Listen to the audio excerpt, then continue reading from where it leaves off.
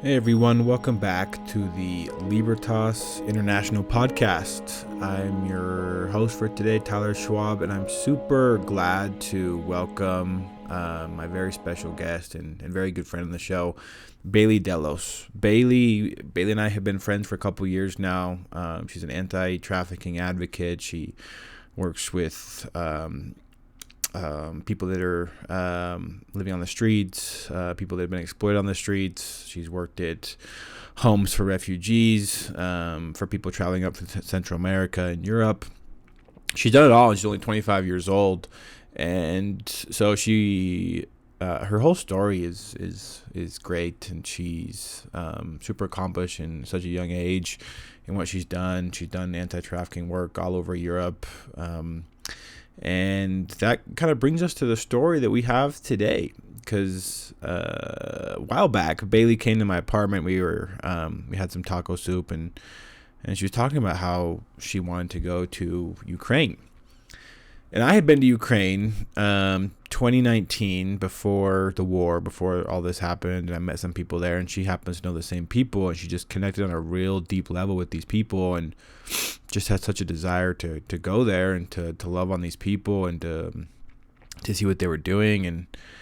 And for those of you that are aware of this current state of the world, like, Ukraine is still very much at war, and so she decided to do it. She decided to cash in all of her Delta miles and go to Ukraine and take a train there. And her story is just so moving in so many different aspects. It's such a moving story. It's such an incredible story. It's such a human story, which I think is just the thing that's so beautiful about it is it makes no sense that she would travel to Ukraine, in the middle of a war zone, to spend 5 days with these people. But it's such an inspiring story. It's so human, and it's just such a beautiful ray of light in this dark time of war and genocide and exploitation. It's such a unique story, and I'm so glad that she shared just this friendship that she has with this girl named Olya and her partner in ministry, Vlad. And so I hope you guys enjoy. I think she gives some really good information on what's actually happening on the ground in Ukraine, what it actually looks like behind all the politics, this being an election year, what it actually looks like to serve in Ukraine and to serve the people of Ukraine. And it's like, I know this story is going to be made into a movie one day. Just the beautiful friendship, the human spirit that the story entails. And so I'm really excited to share this episode with you. And so without further ado, my colleague, Baleigh Dellos, and our conversation about why she went to Ukraine and how it shaped her soul. Cool, Baleigh. Welcome. How are you doing? Good. How are you? I'm good. I am super pumped that we're doing this finally. I think it was sitting at this table like couple months ago where you said you were thinking about going to Ukraine, and so that trip happened. You survived. Congratulations, I guess. Like, what is a non-awkward segue into? No, I mean, I think you're one of the people that convinced me to go to Ukraine, actually. So if something had happened, that would have been kind of your fault. That would have been kind of my fault. That would have been kind of your fault. Yeah, I realized how real it came when you put me on that group thread, that text where you're like, okay, these people know I'm going to Ukraine. If I die, please send this person to my house. Please tell my friends. Please call people. And I was one of those people that did like, please call this person. I was like, okay, well, please don't die, because I don't know. I don't even think I had that person's number. Mm-hmm. And how am I going to explain? Well, Baleigh told me she was going to Ukraine, and I supported it. I said, yes, you should go. Cash in those points and go. So Yeah, my parents would have been mad at you. Yeah, I'm sure they kind of are a little bit. That's okay. They're mad at me now, so for the same reason. But whatever. What's your parents' name? Matt and Marcy. Okay, well, hopefully by the time it gets out, they're over it. And they're just like, our daughter went to Ukraine. It happened, and it's done. And she survived. It's done, yeah. So tell us about. Let's start out. Let's give some background. Tell us about Baleigh Dellos. I know that I've known you for what, 2 years now? A year now? How long has it been? Yeah, 2 years. I think 2 years. Yeah. We used to work together when you were doing anti-trafficking in Latin America, and I was creating an anti-trafficking program in Europe. Yeah, I mean, currently, I think we both have different jobs now. Well, you're still doing anti-trafficking, but now I work in homeless services. I'm the program director for a medically vulnerable population program in Salt Lake City, where we shelter about 165 people experiencing homelessness. They're the most vulnerable in Salt Lake City. I would like to note that any opinions that I state on here are not necessarily the opinions of the place that I work.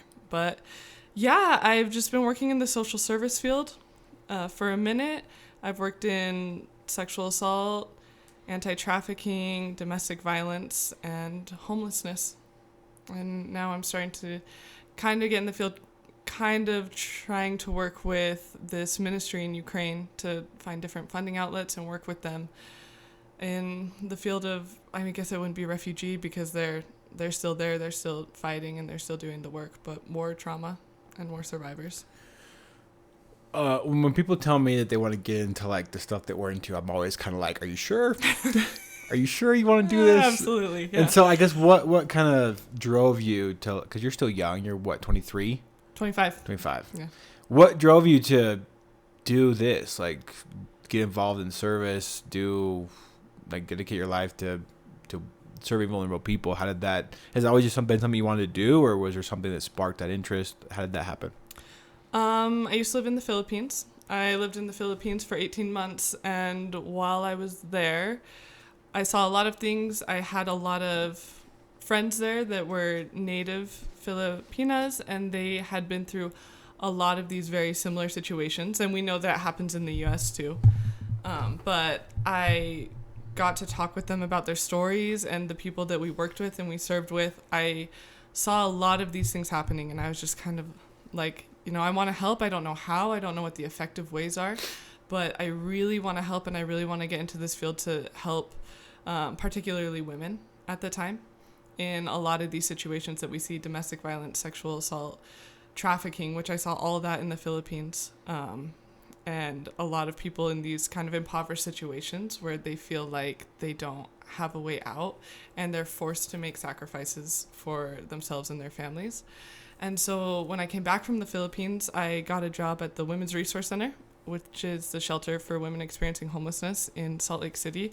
And I just kind of took it and ran. I loved it. I loved working with women in crisis. I loved the intense situations of it. And I loved kind of helping to be able to protect people and help people feel safe. That's very on character of who I know you to be. We were just before the show started, we were talking about just women in general and just how the world's come a long way, but it's still not even close to good enough. And we're recording this in March. I assume this will go out at a later point in March, but it's International Women's Month, and I was just telling Baleigh a story how a guy that we helped arrest a few days ago, his name is Dominic DiVincenzo from Florida and Chicago. There were some text messages revealed that just shows how sexist he was and how he told this female journalist to, quote, look around the world, you should respect men because everything that you see around you is built by men. And I think just, I don't want to go too political, but sexism is alive and well and it affects a lot of people. And it sounds like with the work that you're seeing, like you see that, I'm assuming every day and probably every hour you see how that is affecting women around the world, around the globe, around Salt Lake City. Is that correct in that? Am I wrong? Absolutely. I mean, these situations that a lot of us think are only international are here in Utah too. They're in our own backyard. And we see there's so many things that women go through. There's a sense of safety that women don't have that the rest of the world has. And it's not just in these developing countries or in these really intense, impoverished situations. We see it all the time, everywhere. It's crazy. It's crazy. And so I think the thing that's important to note is, we don't really rescue women. They rescue themselves, and we try to empower them to be able to rescue themselves. And so that's what I think when we go into these fields, that's something that we have to keep in mind, that we're just there to try and empower and help, but they're the ones that really rescue themselves. And we talked a little bit about Salt Lake City. I want to expand on that a little bit. Just your journey, it sounds like you started out in Salt Lake City. You took an 18-month stop in the Philippines. How did Kyiv come onto your radar? Out of all the countries in the world, how did you end up fixated on Ukraine? How did that happen? I definitely am. I was and definitely am fixated on Ukraine. I got a position they wanted me to create an anti-trafficking aftercare program in Europe. And that took me to Europe once a month for about a year and a half. That's a lot of times going to Europe. And one of the countries that we worked in was Ukraine. And I got connected to a ministry in Ukraine run by individuals named Vlad and Olya. They're amazing, amazing people. And I worked with them on a couple projects, but then it kind of got deeper as they started to tell me their stories. And how they had to, or Olya, Vlad wasn't able to because men can't leave Ukraine, but how Olya originally fled Ukraine and then decided to go back to help with this ministry and help the people that couldn't leave or didn't want to leave and help with the kids and the elders there. And we would just talk about that. We would talk about God a lot, and we would have these conversations a lot of times during the bombings. She would text me, I would get a text message anywhere from a couple times a week to a couple times a month, and we would just kind of text back and forth as she would be going through these bombings. She would just say, please pray for us. It's happening again, we're really worried. We can hear them, they're so loud. And that's, I think, where the connection kind of deepened, because her and we would kind of go through this. I mean, I can't really begin to understand what it feels like to go through that for a year and a half, but we would go through that together. And that's when I kind of learned more about the war. I learned more about their ministry, and that's how I really got connected to Ukraine. So I know Vlad and Olya. Mm-hmm. I met them in 2019 when I went to Ukraine. I have not traveled much in Europe, almost at all. I've had a layover in Germany. I've had a layover in the Netherlands, and I spent 3 weeks in Ukraine. And Ukraine, I loved Ukraine. The people were so welcoming. The tea was so good. The food was amazing. Those kids were amazing. I loved the climate. Like, there was a slight chill. There was lakes everywhere. It was a mix of like New Europe and old Soviet Europe kind of connected together. And I'm very aware that the Ukraine that I visited in 2019 is not the same Ukraine that exists in 2024. I remember when the war just started, when the bombs were dropping and the troops were invading Kyiv and all those border towns. I remember I was on a flight, I think back from Dominican Republic, and I got upgraded first class.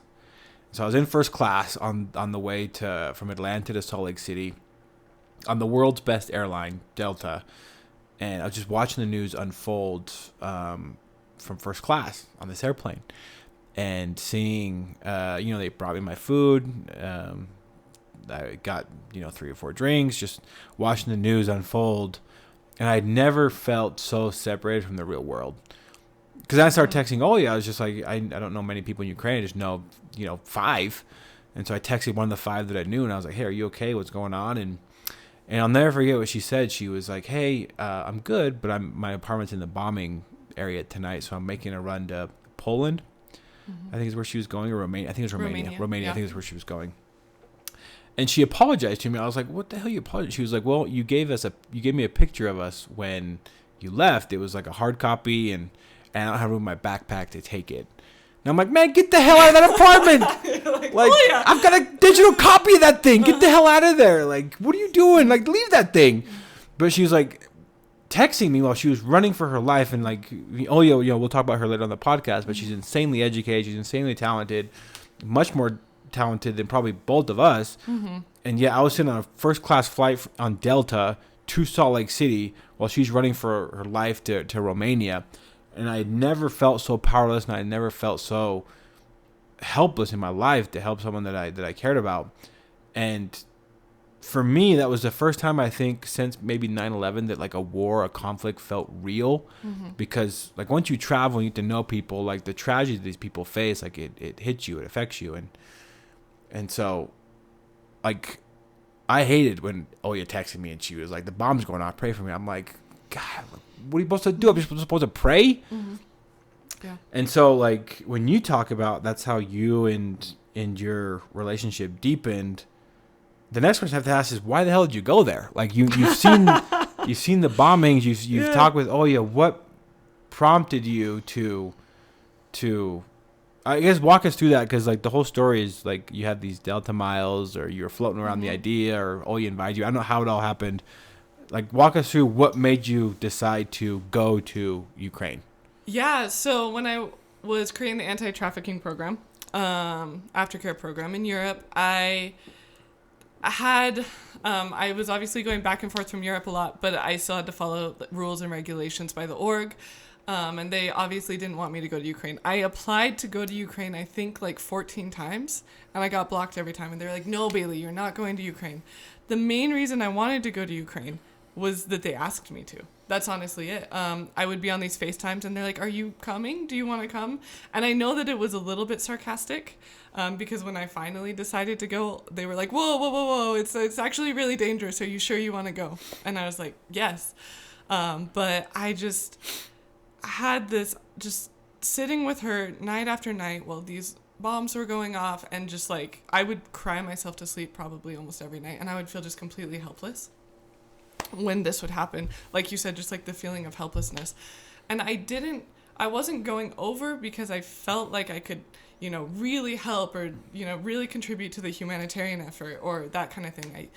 I didn't feel that way. I went over because I felt like I had a friend there, and I felt like we had a connection, and maybe we could connect deeper. I could find out small ways to help and really just be there for moral support for her. And I had learned a lot from her, and I wanted to learn a lot more from her in this situation. And I felt like I could just maybe go over and see her, and just friendship, honestly. That's it. And I know that that's probably a dumb reason to go into a war zone, but I just wanted to help her and try and make her feel better, just feel a little bit better, and talk with her and have a fresh face and see someone that hadn't been someone that she could talk to. And I think it was effective, but that's honestly why I went there. I don't really have a very good reason besides that. I went and I saw their ministry. It's amazing.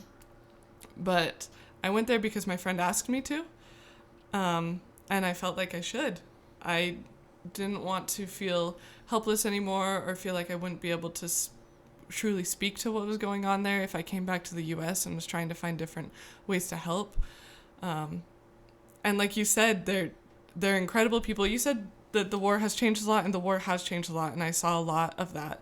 But the way you were describing them, like, just so welcoming and cheerful, the war has not taken that from them. And I think that that's the true definition of bravery. So when I went over there, they were like, Baleigh, you're so brave for coming over here. And I was like, I'm not the brave one. You guys are the brave ones. You're living this day in and day out, and you still show up. You show up to the orphanage, to the humanitarian aid with a smile on your face. And I know you guys are scared. But at the beginning, I went over to see if I could kind of be a good friend to Oya. But in the end, I realized I needed to go over so that they could teach me how to be brave. So I don't know if she's listening to this, but I want to hear you talk about Oya. Why, if Oya, if you're listening, we're sorry. This is going to probably embarrass you. She might not listen. You never know. But what about her specifically? Like, what? Because, like, I know people, like, in, Venezuela. I know people in Afghanistan. And maybe I'm not brave enough to go there. Or maybe I don't have a deep enough connection. Like, I don't know what it is, but I haven't gone to Afghanistan at the current moment. What is it about Oya that made you cash in all your Delta miles and take a week off work and essentially, like, kind of risk your life to be like, I'm going to go spend a week with this person that I've never met? Like, what is it about your friendship? What is it about her? What is it about whatever connection that you have that would make someone do that? Take us through just why you did it, and what about her specifically made you go? My personal hero is a social worker named Irina Sendler, who's a Polish social worker during the Holocaust. And she saved many, many children by sneaking them out of ghettos and different areas. And her famous quote is, "If you see a man drowning, you must try and save them, even if you do not know how to swim." And when I met Oya, the first time I talked to her, I was told this is a 25-year-old social worker. She has a master's degree in both social work and architecture. She's incredible. And she fled to Romania, but she went back for the children. And that reminded me of my personal hero, Irina Sendler, someone that I had essentially idolized for years. And to see kind of that same bravery and that same compassion play out in a person that I was connected to was so inspiring to me. And I will say, you know, I've seen a lot of kind of motivational things, and I don't really get inspired that often, but there was just something about Olia and her story that just completely inspired me and reminded me of Irina Sendler. And just her compassion. She's very, very religious, and how she is so humble that she doesn't take any glory for herself at all. She always just says, you know, glory to God, I'm so grateful for what I have. And she uses that to help other people at such a huge sacrifice to herself. And that just inspired me. I really think that she's probably the most inspiring person I've ever met in my entire life. And I was like, I just need to go see her. And she wanted me to go see her. And she said that it would help a lot if I went over there to try and support her. And so I did. She reminded me of my personal hero that I had been idolizing for years. And I just couldn't miss out on the opportunity to go see her in her program. She's literally incredible. And after meeting her in person, even more incredible. She's amazing. I will say, sometimes she pisses me off, though, where it's like she... Every day. Yeah, it's like she speaks 3 languages, right? Russian, Ukrainian, English. I'm like, if she fled Ukraine and she came to the States, like, I think the CIA would hire her in an instant of benefits, retirement, pension, put you in as like just reading transcripts that are coming back and forth from Russia. I'm like, girl, you have like so many useful skills that could really benefit you here, and yet she chooses to stay. And like, as someone who loves people that don't live in the United States, I get it. But as someone who cares about her, it also pisses me off. It really pisses me off. And so I guess with you, having spent this much time with her, coming back, like, what are your current thoughts now on, I guess, leaving her? Like, what is that like? Yeah. Well, first thing I will say, Tyler, is she is a little upset that you didn't come. She said, why didn't Tyler come? Was he too scared? And I said, yeah. I said, yeah, he was too scared. He was too scared. So just so you know, she is upset that you were too scared to come. When they dropped me off on the bus on the way back, so it's a 15-hour bus ride. So I flew to Warsaw. I got on a 15-hour bus ride. It turned into 20 hours because of the air raids. So it was the same deal coming back. They dropped me off at the bus for the 15-hour bus ride. I cried. And, you know, Eastern Europeans are really tough. And they're like, why are you crying? And I was like, because I'm worried about you guys. But they were worried about me getting back. It was so crazy to me that their main concern was they were worried about me getting back, and that a lot of that stemmed from Olia. And the whole time I was even going back, she was like, I'm praying that you're going to be safe. She texted me like every 3 hours, like, where are you? Are you safe? Are you okay? Not even in Ukraine, like even when I was back in the US just flying. My thoughts leaving them there is, I think, survivor's guilt. A lot of survivor's guilt. After seeing what they're going through, after seeing the bombed out houses, realizing what these rockets can do, realizing kind of the fear that ensues when the air raids go off, as I heard the air raids go off and I felt the fear. I think that I feel almost guilty for leaving them, and thinking they didn't leave these kids and I'm leaving them. And I know that we have different purposes and I know we have different missions in life right now. But I honestly worried. That's my feeling about leaving them, and especially Olia. Worried, some survivor's guilt, just some guilt in general, and just kind of fear of what might happen next to them as I saw the realities of war, which is the darkest place I've ever been. You bring up a lot of good points on that what you just said. I think I guess the first thing is, when you went there, did you accomplish what you're hoping to accomplish? What did you do? I guess my question is, what did you do while you were there? I saw their ministry. They had me do a little bit of public speaking just to kind of show my support for the people in Ukraine. I saw them hand out humanitarian aid. I saw them go around to villages one day, hand out humanitarian aid. I saw them volunteering at an orphanage, bringing in aid to the orphanage, playing games with the kids. I saw them providing food for people in their ministry and really ministering to them, providing, the word of God to those that wanted it and needed that extra support. I saw their warehouse. I saw their interactions with each other. I learned their stories, which was a big thing that I wanted to do. And I just really sat there and I just really learned from them and watched basically in awe. And like I said, it's kind of hard to get me inspired, but this inspired me. What I set out to do there, I wanted to provide moral support for my friend, and then I wanted to collect a lot of information to be able to come back and advocate through a project that I'm doing to try and get more funds to their ministry. They have this little warehouse in this place that's really close to this place that got hit by a rocket. So it's very lucky that it didn't get hit by a rocket. And with that tiny warehouse, just through their connections and through multiple partners, they've provided over 300 tons of aid for these people in Kyiv, and that's just incredible. They've gone into the deoccupied regions and helped these people out. I went into the deoccupied regions, which was very, very intense.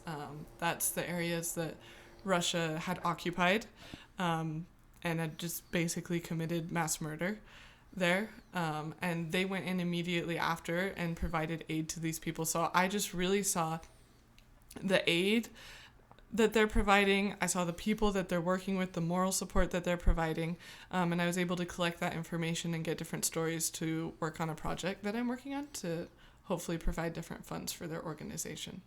I want to ask you about the war too. I mean, you mentioned that it was probably the darkest place you've ever been, and I can't imagine being surrounded by rockets going off and knowing that Russian soldiers could show up anytime that they wanted. And, the war's been going on for, I think, 3 years now. I think it's going into its third year. There's other wars that have broken out across the world with the Israel-Hamas war.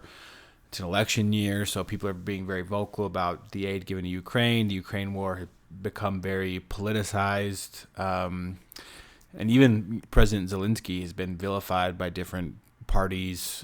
President Biden's been vilified for sending aid to Ukraine. Even, people on the right that want to continue that aid are vilified for giving that money to Ukraine. Can you provide us any insight on what the reality of the situation there? I guess it's become so politicized. There's so many false stories going around, but very few people, I think, that are voicing these opinions, myself included, have been to Ukraine, and much less have been to the modern Ukraine, the post-2021 Ukraine. And so can you provide any insight of what life on the ground actually looks like for Ukrainian people that are essentially fighting for their lives? And is that even true? Is there really that intense of a war going on? Please, the floor is yours to describe what you experienced in being in the middle of a war zone. Okay. When I was first crossing the border into Ukraine, I was incredibly lucky that the lady on the bus sitting next to me spoke English. She downloaded kind of the air raid alarm app on my phone. And right before we were going to cross the border, the air raid alarm went off just all over Ukraine. Basically, there are different kinds of explosions that can go off. There's ballistic, there's rockets, and that kind of the air raid map where it is kind of depends, or what the warnings say, it kind of depend on what kind of rocket or ballistic missile are going out. That was the first time I was like, oh, okay, this is real. And my hands began to shake, which is, I shook, my whole body shook twice while I was there, which is very unusual for me. Like I said, because I've been, in brothels run by mafias before. I've been in incredibly intense situations. I've been in rooms full of, drugs and fentanyl and all that stuff, and had secondhand exposure before. And I've been in really intense situations, but this was the first time I couldn't control my nervous system. Was twice when I was there. I was actually extremely lucky that when I was in Kyiv, I didn't hear any rockets, but it happened literally 2 hours before I was in Kyiv. There were rockets going off. So the air raid alarms go off multiple daily. And depending where you are, you're supposed to hide. Now, I want to preface by saying the Ukrainian people are extremely tough. They're extremely strong people, which we know that.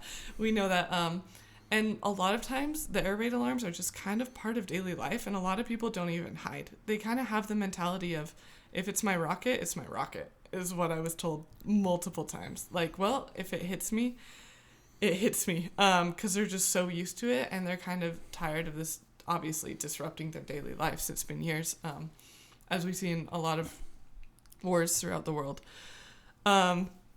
You go through Kyiv, and everything kind of looks normal, and then they point out that building was hit by a rocket, and it's just a completely destroyed building, and you can still smell the burning in it. So these people are so tough. They're basically going about their daily lives until it's like a nightmare, until the air raid alarm goes off and you're hiding. And I hid in a shelter once. I hid between two walls another time. And then we were in a supermarket one time, and I was alone, because Olya told me to wait there, and then the air raid alarm goes off, and this lady was yelling at me, and I didn't know what to do. I was basically I'm waiting for my mom. I don't know, I'm waiting for my mom. And then she comes running at me, and she's like, we have to go right now. We ran out to the car, we drove away, and I was like, what's going on? She's like, the Russians like to bomb supermarkets, so we had to get out of there. So it's basically you're going about your daily life until suddenly you're not. And it's so crazy, and they're so used to it. The deoccupied regions are really intense. Bombed out buildings everywhere.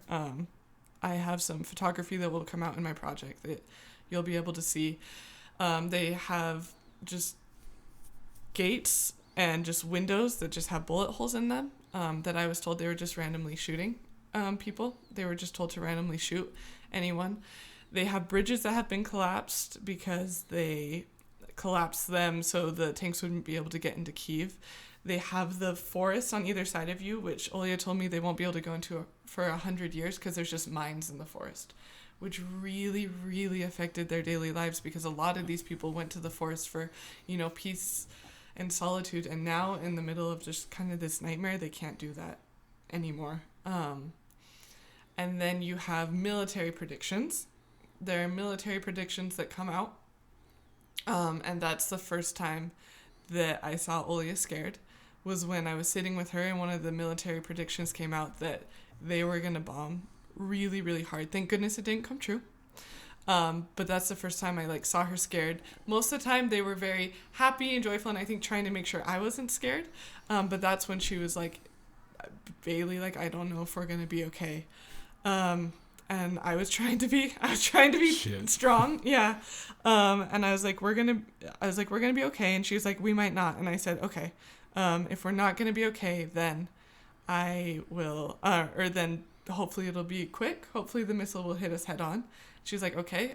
She went to sleep, and then I went back to my bed, and I just started to shake. That was the other time my nervous system just started to shake, because you're just sitting there waiting for the prediction to come true or not. And I just couldn't control it. And I was like, man, I kind of want to call someone to stay on the phone with me while I fall asleep, but I also don't want her to know that I'm scared. So I'm just kind of shake here until I guess my body gets exhausted and I fall asleep. And thank goodness nothing happened. But that's just kind of the reality that they're in every day. And then when it's not air raid alarms, the ministry is going through their day just trying to do what they can for people. They're trying to rely on God to show them who needs help. I remember that we had gotten a bunch of fruit that day a man had donated, which was incredible, a bunch of fruit that day for the orphans. And when one of the air raid alarms went off, and I was like, should we hide? Or this is bad, what should we do? And she's like, oh, they won't kill us. We have the fruit for the orphans. And then later that night when the air raid went off again, I was like, hey, Olia, they won't kill us. We have the fruit for the orphans. And she was like, oh, no, we gave that to Vlad, remember? And I was like, oh, my gosh, you're right. You're right. You're right. We might actually get hit this time. And so they have humor. They're incredibly welcoming and amazing people, and they go about their days, but then it can turn into hell very quickly. And it took me multiple days after I came back from my nervous system to re-regulate and feel like I wasn't in flight mode all the time. There's like dark humor, and then there's like dark humor like in a war. Yeah, there's like really dark humor. Really takes some humor to be like, that bomb's not gonna hit us. Like we have the fruit for the orphans. Like that whole sentence is just a big tragedy, and just the worst that can happen in this world. And they say it to provide that dark humor, but I guess that's how you survive in a place like that where. Like, so the war is actually happening. It's a real war. The war is like, real. Very, very real. Because I hear some people online, the Twitterverse, it's like, it's not actually happening. It's just Zelensky taking money. It's they would have had to put in a lot of effort to make those areas look bombed out, just for me to go in and see it if it wasn't happening. Like, the whole thing, like, just these people on X that just live in their echo chamber that pretend like... Yeah, maybe there's a discussion to be had about like U.S. support or whatever, but to deny the war itself, it's just like, come on, bro. It's like, it's so sad. Yeah, it's just so. It's like I remember when the United States was evacuating Afghanistan, and that became politicized. And my one friend that happens to live in Afghanistan. Like, just in communication with her of like, hey, what's going on? Are you okay? What's going on? And we did like a GoFundMe to help provide like some food for her family during the Taliban retakeover. But I remember people being like, yeah, but like they let the Taliban come back in or whatever. I'm just like, bro, that doesn't matter. Like, there's people there, and if you've traveled, if you know people that live there, you don't need to rely on CNN or Fox News or whatever to get your news. You're getting it straight from the people that are living it. And so like these. I digress, but like I think that we would all, as like a collective humanity, be a little bit more compassionate if we knew people that live in some of these areas that are affected. Because like, how do you not meet them or talk with them online and not want to do all you can to support the ministry, the country? Like, because it's the world's biggest bully picking on its next door neighbor who is much smaller. Like, how do you not support them in this? And it's just people. It's just people that need help. And I understand that it gets politicized, but like at the end of the day, it's kids and orphanages that are hiding from bombs. It's women that have to send their sons out, moms that have to send their sons out to war. I met women that walked around in all black and kind of the mourning outfits because their sons had died. And it's just people that need help. And these people are extremely strong, but they need help, and we're all brothers and sisters, and it's just, I know it's just so frustrating. It's like, it's just humanity that needs help. Why didn't you think about that point, like the mothers of like these soldiers? Because it's like Ukraine has not even cracked the top 20, I think, as far as army size. It reminds me, are you a big Lord of the Rings fan or no? Not really. Man. Well, there's a scene. What I know about Lord of the Rings is what you have told me. Oh my gosh, you gotta watch those movies, bro. That's the best movies of all time. But there's a scene in The Two Towers, the second Lord of the Rings movie, where they're preparing for this massive invasion of these bad guys. And the king is like, we need every able-bodied man, boy, and old man to armor up and fight. And there's like this scene of like this 13-year-old kid. They're putting on a helmet that's too big. They're putting on armor on him that reaches down to the floor. Give him a sword. He's shaking because he's so scared, but it's all that they've got. It's got to be something similar to what's going on in Ukraine. I did not even think, that did not even cross my mind of mothers sending their kids off to war. Probably a lot of these people aren't even trained in the military either. They're just able-bodied. Yeah. I mean, the men aren't allowed to leave Ukraine unless if you have more than 3 children, then you can leave Ukraine. But, it's just kind of like you stay and you fight, and it's just crazy, and it's such an insane reality that and such a crazy sacrifice that these men and boys and women that have chosen to join the military they're just sacrificing so much. It's so crazy to have like to give the ultimate sacrifice and then for people to say it's fake. That's just insane. And then we have a lot of people too, like Vlad, he was talking to me about his ministry and how they were watching the movie Hacksaw Ridge because they were kind of in the same situation. In Hacksaw Ridge, you have a individual whose Christian ideologies, his personal Christian ideologies are telling him he can't fight, he can't commit violence, but there's this war going on. And so he's really torn, and that's kind of the same situation that a lot of these people that I was working with are in. Like, how far do I kind of give up my ideologies? What do I do? Is it wrong in the face of God, or is it right in the face of God? So it's not only these like physical hardships, it's these moral dilemmas, and they're just honestly doing the best they can, and they're doing an incredible job with what they have. So this whole story that you I remember you were in my apartment and you were like, I think I'm gonna go to Ukraine. Mm-hmm. And I was like, cool. Or I don't remember what my response was, but I want to say I was supportive. You were the most. Oh, good. Yeah.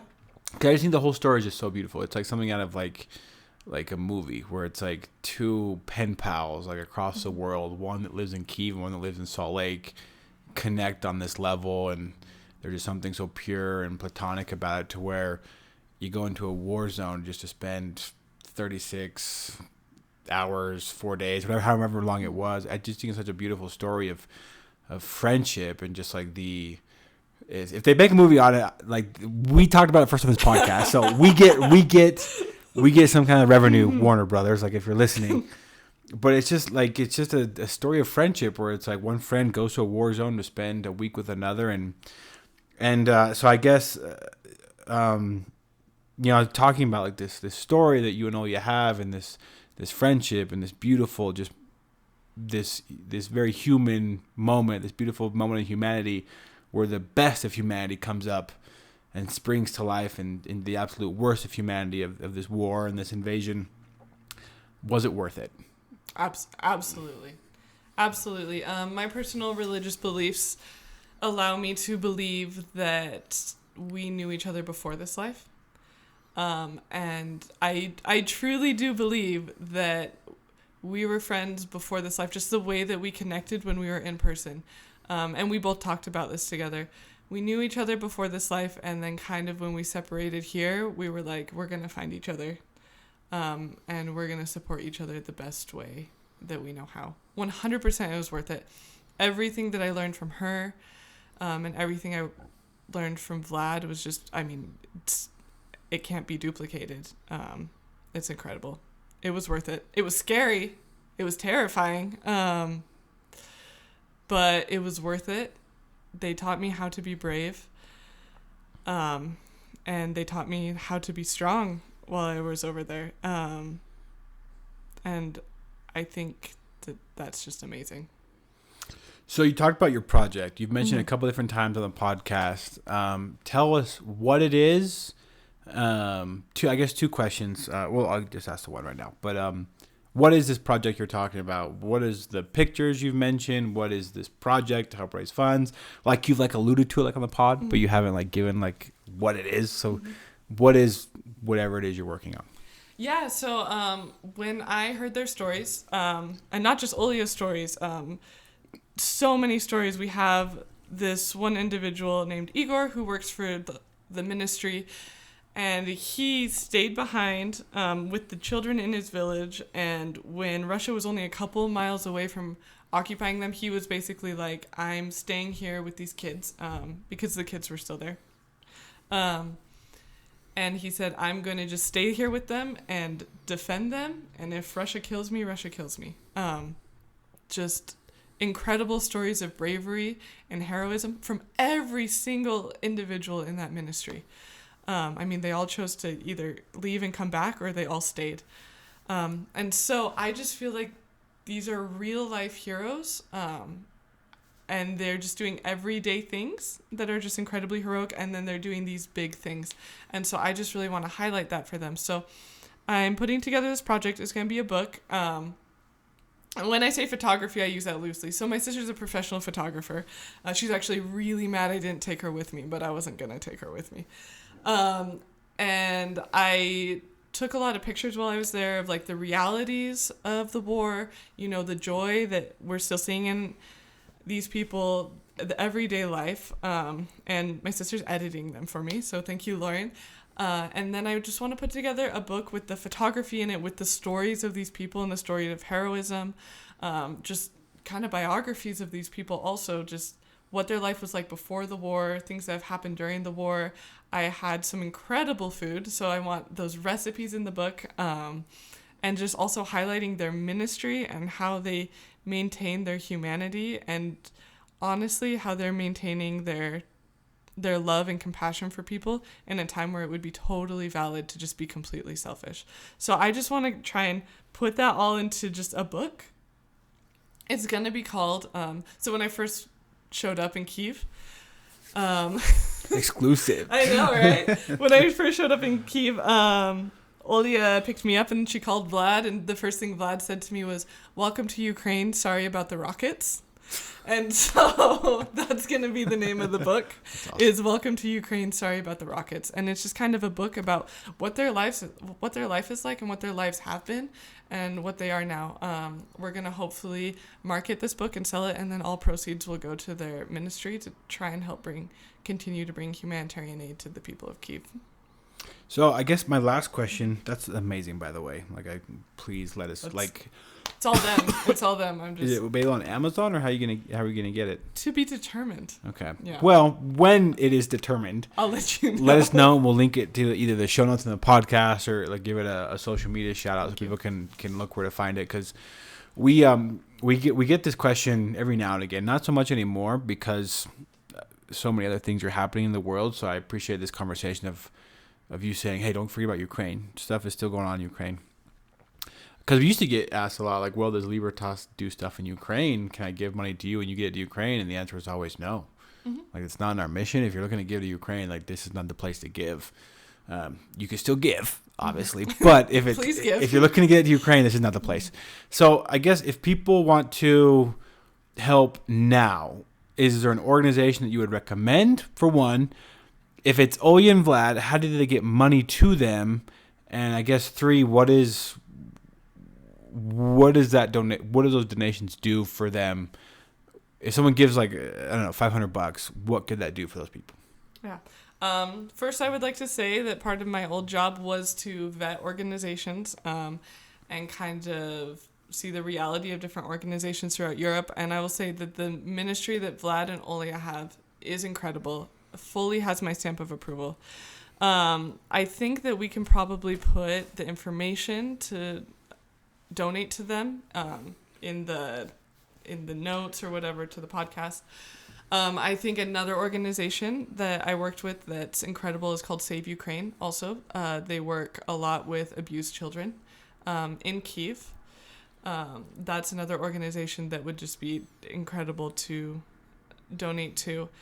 As far as helping individuals, I think a lot of it is helping out in your local communities, the refugees that are here.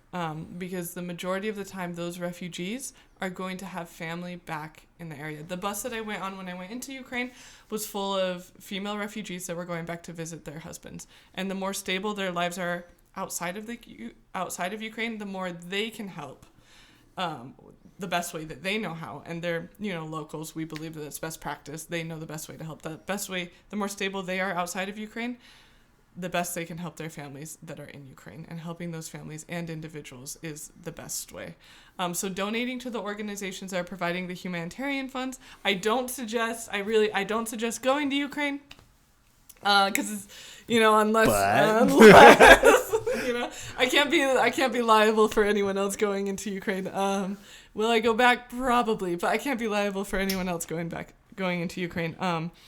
But helping out in your local communities, those that were affected by the war, would be the best way for them to then in turn help their families that are in Ukraine, because absolutely they still have families in Ukraine. And then donating to those 2 organizations who are doing just amazing jobs. And I have vetted both thoroughly.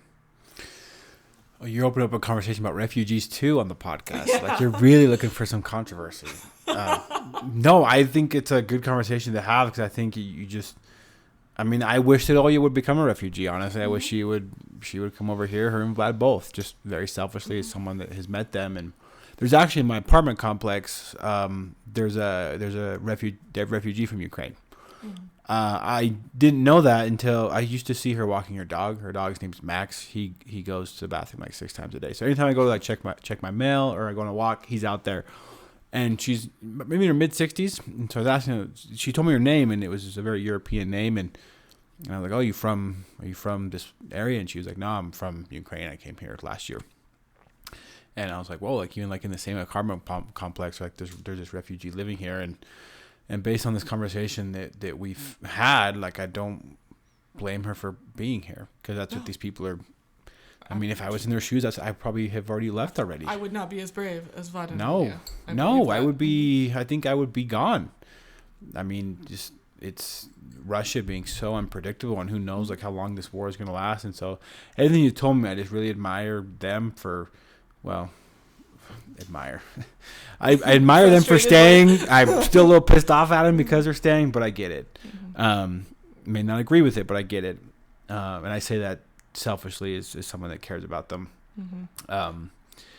But is there anything else that we didn't touch on that I didn't ask you about at Ukraine, about your trip, anything you want to say as we come to the close of this episode? I want to make sure that anything that you want to say or you have to say or that we didn't touch on, that you have the space and the voice to say it.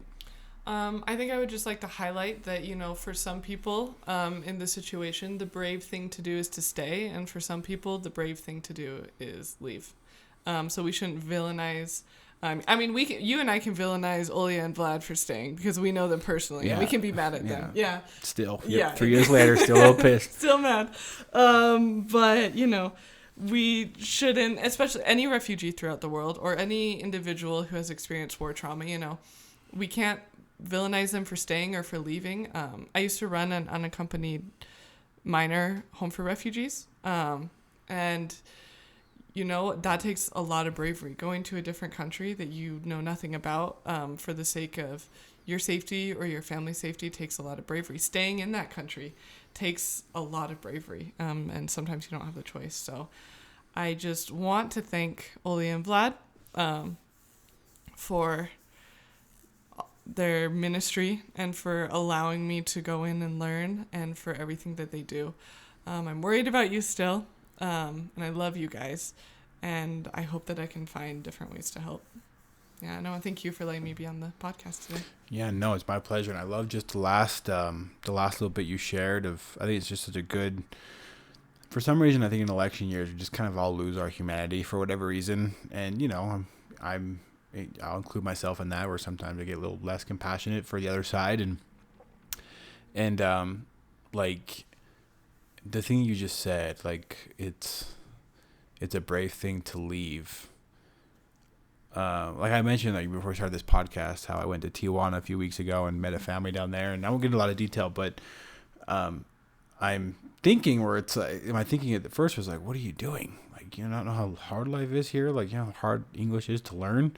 And now I'm just like, even like what you just said, I'm just kind of sitting with it where it's like, man, like being brave enough to come to a new place and start a new life for your kids and your family and to survive. I'm just like, would I do anything different, or would I have the stones to do it? So I think it's just such an interesting conversation. Just, I could talk to you forever because we've known each other for 2 years and you're just so full of knowledge at such a young age, 25. And Thank you.